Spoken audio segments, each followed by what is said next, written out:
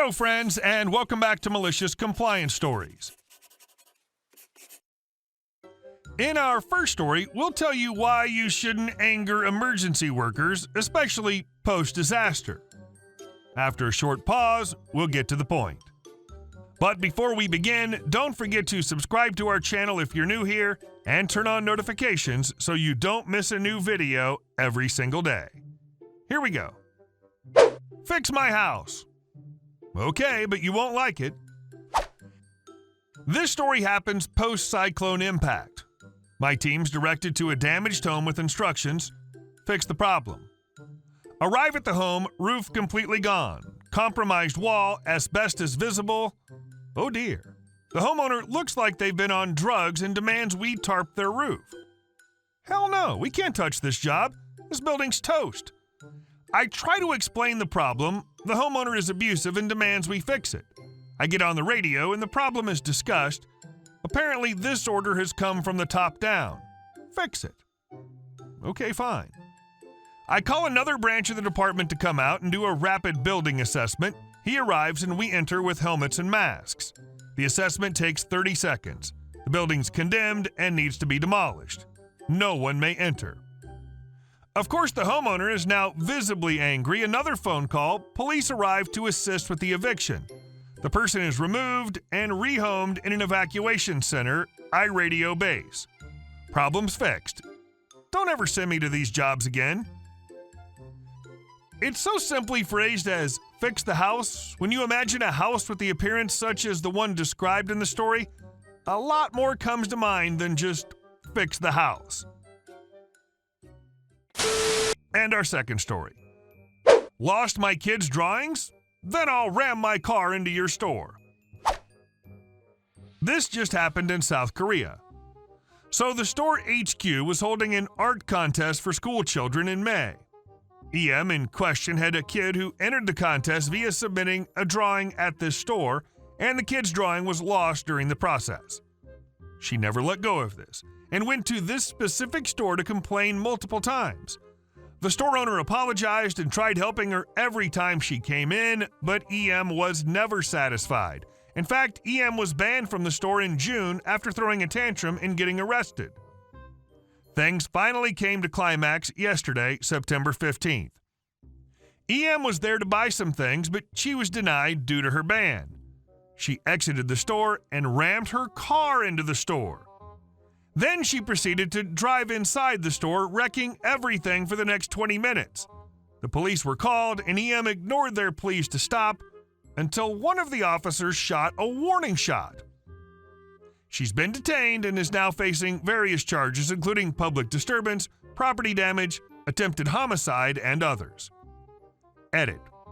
So I did a little research on the warning shot, and turns out officer fired one of those blank rounds. From what I understand, these are usually the last resort if the suspect fails to comply with the police. Edit 2. I want to make another clarification. Blank rounds are considered the last resort for SK police because if they use lethal rounds, they're the ones most likely to be prosecuted, no matter how dangerous the suspect was. Yes, both the media and the public say they did the right thing, but the court, the higher-ups, and some effed-up SJWs in South Korea don't see it that way. These three groups will do anything to make law enforcement as weak as possible. The officer who fired the blank rounds is probably getting chewed out by his superiors right now. Oh no, my child's art was lost in transit to this one place. Guess the only reasonable response is to drive my car into the store. And our next story. Karen gets burned. Some years ago, I started working for a heavy industrial manufacturing company. I lucked out and got a great supervisor for a boss, Joe. The work was hard, working 12-hour days for 13 days in a row, then a Sunday off, then back for another 13 days. I was young and didn't mind. It helped my wife and I save up for a house. After about 6 group leader position, this came with a raise and increased responsibility that most other workers didn't want. Joe would put me in troubled groups in his department, and I would work on general improvements and figuring out the issues. This was a union shop, and the mentality was just put in your hours. Don't work harder or smarter, just do your time and don't kill the job, was the unspoken motto. After a few years, Joe was promoted to manager and he transferred me with him to his departments. While I wasn't a supervisor yet, I was the supervisor in all but name. The supervisors loved it because they never had to leave the office, and I liked it because it was a good learning experience. I made a good reputation and got a lot of respect from workers and from management. Eventually, Joe's areas were doing so well he was promoted to plant manager.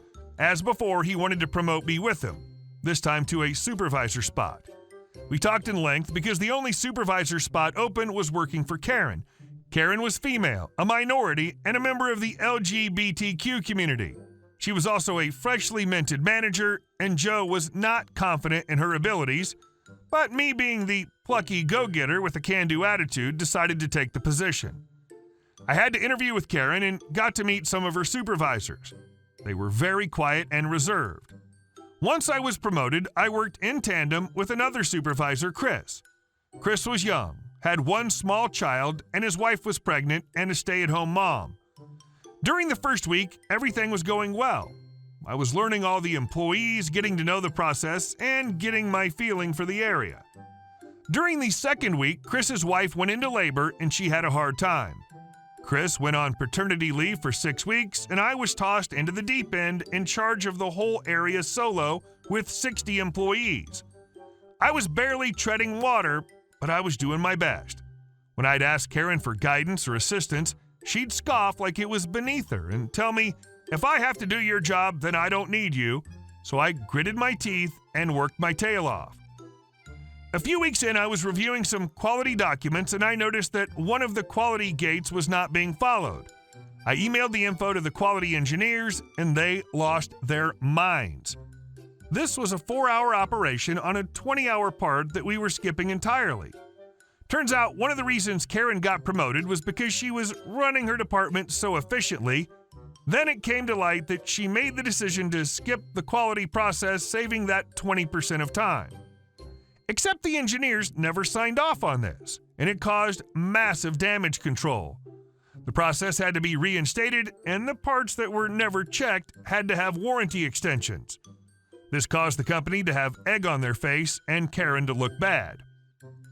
During this time, Karen also became more vindictive. She would openly tell people she would never be fired and could do whatever she wanted. While the supervisors knew this wasn't right, we all needed our job and tried to do the best we could for Karen and the employees. We were mainly rodeo clowns to Karen being the bull. The first day Chris was back, him and I were both pulled into Karen's office. She started berating me on how poor a job I was doing, making her look bad and how I never came to her for help. This made me speechless because of the previous comments she made and the fact that supervisor work was beneath her. After the meeting, I was still a bit stunned, but I put it together that she was about to railroad me out of the company, and this was the first step. I called Joe and asked for a meeting that same day. When I got together with Joe, I started telling him about the things that were going on that he had no idea: the harassment, the abuse, the vindictive nature. Ironically, while I was speaking with him, another supervisor called him to complain about Karen as well with the same grievances. Joe was stunned and said he'd speak with Karen, but he gave me carte blanche on any open spot in the company starting the next day. He really didn't want to lose me. I did a lateral transfer to a different department doing engineering/IT work, and I thought that was the end of it. A few weeks later, I was leaving work, and Karen mentioned that I'd never turned in my laptop and phone to her. I told her I didn't know I had to, but that I could give it to her tomorrow. She smirked and said she'd get it back soon enough.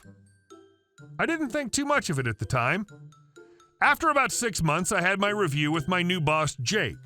The review went great. He was very happy with my work and was a bit surprised at how fast I picked things up. At the end of the meeting, Jake mentioned offhand how Karen tried to intervene in the review and get me fired, but Joe stepped in and squashed it.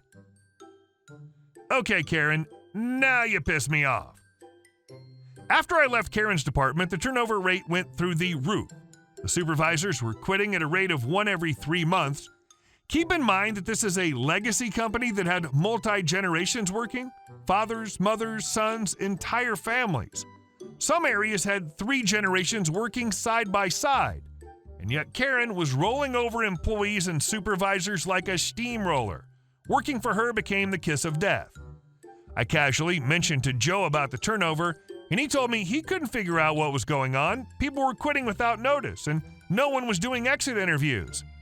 I told Joe that Karen was writing people up to force them out. When they would hand her the resignation letter, or 2 weeks' notice, she'd tell them to leave immediately and throw away the letter. Then she'd tell HR that the person quit on the spot, and that was the end of it. Joe told me that because of who she was and how high she was, the company wouldn't do anything to her until they had an airtight case. So I went to work. I took the supervisors working for Karen out drinking after work a few times a week and made sure I had my hand on the pulse. If someone was quitting, I made sure they emailed their letter of resignation to Karen and CC'd Joe and HR, stayed for their exit interview, and that they called the company integrity hotline for good measure. Things were progressing well, and I had all the supervisors on board except Chris. Chris really needed the job, and Karen was not writing him up. Through a stroke of luck, I found out Karen was lowballing his raises as a cost-saving measure. That's why she was not harassing him. When I told Chris, he was furious and wanted to quit on the spot. I encouraged him to speak with Joe before he leaves.